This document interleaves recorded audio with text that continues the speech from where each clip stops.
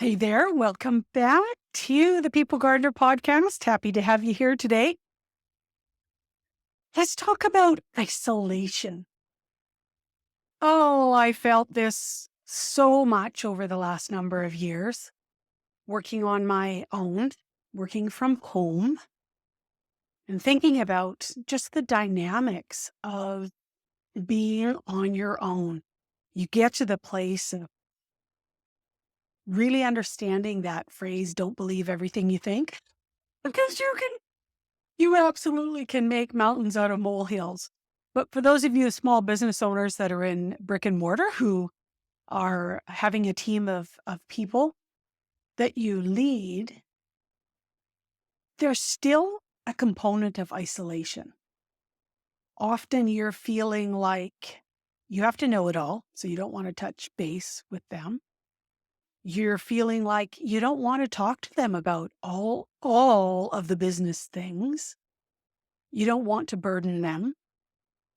Or it could be you're private and you don't want them to know all of the business things. There's lots of reasons that you can become isolated. I have found a community of online digital CEOs that I work with. I have a man that's coaching me right now, and what a difference to how you go about your day when you know you've got people that you can connect with and you can chat, you can brainstorm with. So today I thought I would bring up some ideas for you as a business owner to check out, to find out what's happening in your community so that you don't suffer this isolation. Share some of your, let's call it burden. Find people that you can connect with and you can be creative with. Because I guarantee there's things that you know and things that you've experienced that can be such a boon for them. They are going to be able to utilize in their business. It's a give and take, and it takes all of us in our own creativity to come up with ideas for our businesses. So the first one, I think, is pretty self-explanatory. It's the local networks. Most towns, even small ones, like where I live in Ferndale, Washington, what are we? We're like 15,000 residences. We've got a number of businesses, but there is a local chamber of commerce. And it might be a very informal thing. It might be a very structured thing. Don't just focus on the Chamber of Commerce in your community. I have 4 Chamber of Commerces that are within about a 20-mile radius of where I live. They're small little communities that are offshoots of the main big town. There's lots of business owners that you can chat with. Typically, they meet once a month, so it's not that difficult to get it on your schedule. There's also online forums and communities. You might find, if you did a search for your local community, it could be on Facebook, it could be on Instagram, might even be on TikTok, LinkedIn.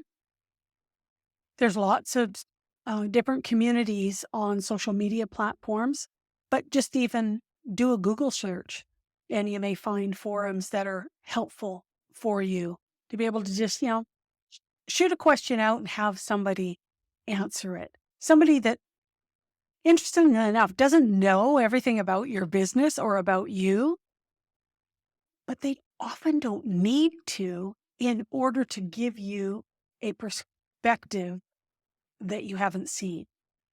It's hard for us, I'm going to say hard for me, right? You create something, you create this box, and then you want to think outside that box, but you're using the same thinking that you made the box with, and you can't get yourself outside of it. It's so good to have people to help you see from a different perspective. If you have any industry events, local events that you can go to and, just interact with people. It could be a home show, it could be a garden show, it could be a leadership conference. Check in. Most of the times, your Chamber of Commerce will have a list of the different events that are around. You have to want to get out and talk to other people. It's easy to sit in this isolation and complain when really there is no excuse, because there are ways for you not to be in isolation. You just have to make a decision that, okay, I'm done with that. It's time to move on. Another way is find complementing business and do a collaboration. It could be that, you're doing something for their customer base. They're doing something for your customer base. It could be you're going to set up a group yourself. You're going to meet once a month in your lunchroom.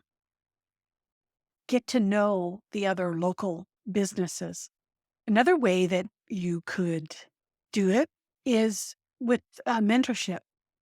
If there's any businesses in your community that you really admire, you might have been a patron of the business. You could have had exposure in many different ways, but you just really like how they're doing things and how you felt as a customer, felt as someone coming into their facility. Find out if there's anybody there that would mentor you, that would be a sounding board for you. There's lots of people that are really happy to share, and you just might find yourself someone that would work really well. Another way is to get in an online course or webinars, finding people that kind of are at the same stage as you. I know I find that helpful because my business is all predominantly online. The coaching program that I'm part of now, it's got a very, very active community, and each of the people that are in it are helping others. I post questions regularly and I get information back, and it's just great to know that you're not on your own and there's people out there whose collective IQ is far greater than yours. So use those resources. I'm not sure if there's any co-working space that is in your community, wherever you might be. We have one here in a town that's about 20 minutes from me, and it is a hub. It's called the Connection Hub. It is actually a women's space, very, very active, and you can go in on a daily basis. You can become a member. You can be working there all day. It could be your office. They have offices there, so you could rent on a monthly basis. Not sure if that's something that you have, but getting there and working amongst other people. The energy is exciting. There's all these people that are actively working. And then you take breaks, you have meetups that happen inside that space. I love it. Here's a space for local business owners to work and to actually rub shoulders with the other business owners in town. Volunteer. Get out in your community and volunteer. Great way to meet people. Great way to get out of your own head and your own space and put some perspective around whatever challenges that you are experiencing right now. And again, the professional coaching and counseling. I am here. I am here to help. I'm here to be a sounding board. The People Gardener Collective is going to relaunch. I've revamped it. So hopefully third week of March, we're going to have that going. And inside that is going to be monthly group coaching. So you're going to be interacting with other business owners. And then there's content inside, videos, programs. Ask for help. It's okay to ask for help. It's no fun being isolated. Would really encourage you to not be okay with it and make the effort to connect. with other business owners, with other people, connect with a coach, get on and be part of a community that you actively participate in because you have a wealth of knowledge and experience that could be helpful for someone else. So you don't feel like you're constantly taking when you get involved in a community because you've got lots to give. Yes, you're going to take. Yes, you've got questions. And yes, you need help. Get in there and help someone else. Here's to removing isolation from your vocabulary. That's it for this week. We'll talk to you again next week.